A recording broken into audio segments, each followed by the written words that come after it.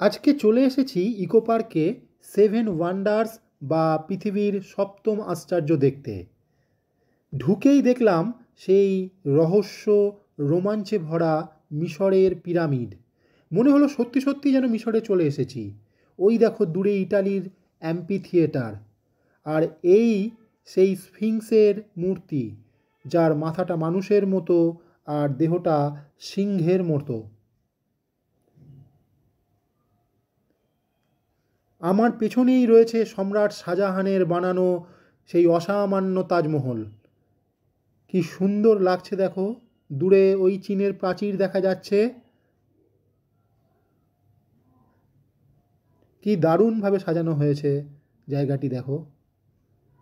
এই হলো Christ the redeemer statue. ভগবান যিশু দু হাত তুলে আমাদেরকে আশীর্বাদ করছেন। তো যদি আমার এই ভিডিওটা ভালো লাগে ফ্রেন্ডস, আমাকে লাইক করো, কমেন্ট ও শেয়ার করো ভিডিওটা।